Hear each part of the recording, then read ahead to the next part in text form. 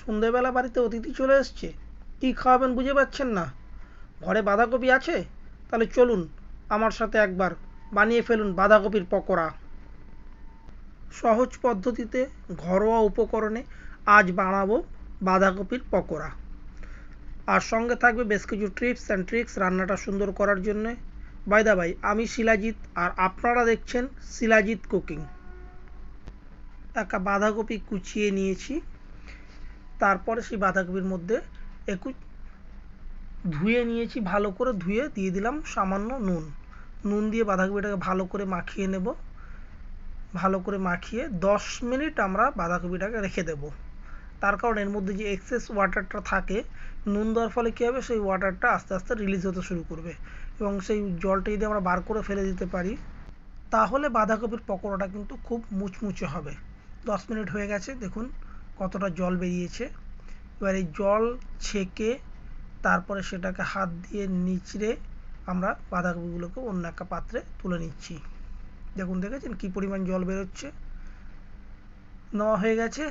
এবার এর সাথে দিয়ে দিচ্ছি কিছুটা কুচনো পেঁয়াজ, পরিমাণ মতন কাঁচা লঙ্কা। অবশ্যই আপনাদের কতটা ঝাল খেতে ভালোবাসবেন তার উপরে আপনাদের নির্ভর করবে এটা।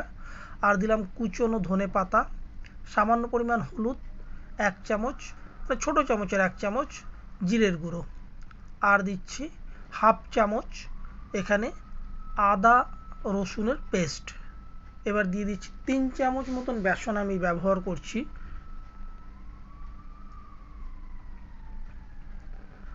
আর তার সাথে দিচ্ছি হচ্ছে 1.5 চামচ, মানে 3 চামচ যদি বেসন দিচ্ছি বলে তার অর্ধেক দিচ্ছি আমি চালের গুঁড়ো। এখানে আপনি চাইলে চালের গুঁড়ো না থাকলে কর্নস্টার্চও ব্যবহার করতে পারেন বা অ্যারারুটও ব্যবহার করতে পারেন। এবার সেটাকে ভালো করে একবার মিশিয়ে নিচ্ছি। একটু ধৈর্য ধরে মাখাতে হবে জিনিসটা। এবং যদি দেখা যায় খুব শক্ত হয়ে গেছে আপনাদের কাছে তাহলে সামান্য জল ব্যবহার করতে পারেন। আমি যত সামান্য একটু জল ব্যবহার করেছি এখানে। তবে কিন্তু খুব নরম করে মাখা যাবে না, সেটা কিন্তু আপনাদের বুঝে নিতে হবে আপনারা কীরকম রাখছেন। এবার 10 মিনিট রেস্টে রেখে দেবো।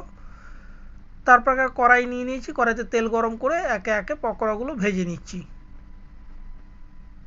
তবে আমি যে পরিমাণ তৈরি করেছি সেটা কিন্তু একটা ব্যাচে হবে না, তাই আমি এখানে 2 বা 3টে ব্যাচ ভেজে নেব। এখানে কিন্তু গ্যাসের ফ্লেমটাকে লো মিডিয়াম করে কিন্তু আমাদের ভাজাটা রেডি করতে হবে, না হলে কিন্তু ওপর থেকে লাল হয়ে যাবে, ভেতরে কিন্তু কাঁচা থেকে যাবে। এটা কিন্তু আমাদের প্রত্যেককে মাথায় রাখতে হবে। উল্টে পাল্টে দুদিক লাল করে ভেজে নেব। একদিক হয়ে গেছে, আর একদিক উল্টে দিলাম। দেখুন একদিক লাল করে ভাজা হয়ে গেছে, আর একদিক পাল্টে দিচ্ছি।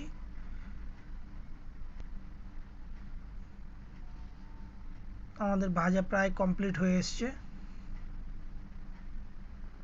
এখন পুরো দুদিকেই সমানভাবে লাল হয়ে গেছে এবং সুন্দরভাবে ভাজা কমপ্লিট হয়ে গেছে। এবার তুলে নেব। তৈরি হয়ে গেছে বাঁধাকপির পকোড়া। আসুন প্লেটিং করি। টমেটোর সস আর তার সাথে এই পকোড়াগুলো রেখে তার উপর দিয়ে ছড়িয়ে দেবো সামান্য চাট মশলা। খেতে খুব সুন্দর এবং খুবই ক্রাঞ্চি হয়েছে। একবার এইভাবে বানিয়ে দেখুন। অতিথি খাওয়ার পরে কিন্তু অতিথি আর ছেড়ে যাবে না, আবার ডিমান্ড করবে দ্বিতীয়বার পাওয়ার জন্যে। যদি রেসিপিটা ভালো লাগে তাহলে লাইক কমেন্ট শেয়ার করতে কিন্তু ভুলবেন না। যদি ফেসবুক থেকে দেখেন তাহলে ফলো করে দেবেন, আর যদি ইউটিউব থেকে দেখেন অবশ্যই সাবস্ক্রাইব করে সঙ্গে থাকবেন নতুন নতুন রেসিপি পাওয়ার জন্যে। আশা করি রেসিপিটা আপনাদের ভালো লাগবে। একবার অবশ্যই বানাবেন, আর বানালে কিন্তু অবশ্যই কমেন্ট করে জানাবেন যে কেমন লেগেছে আপনাদের কাছে।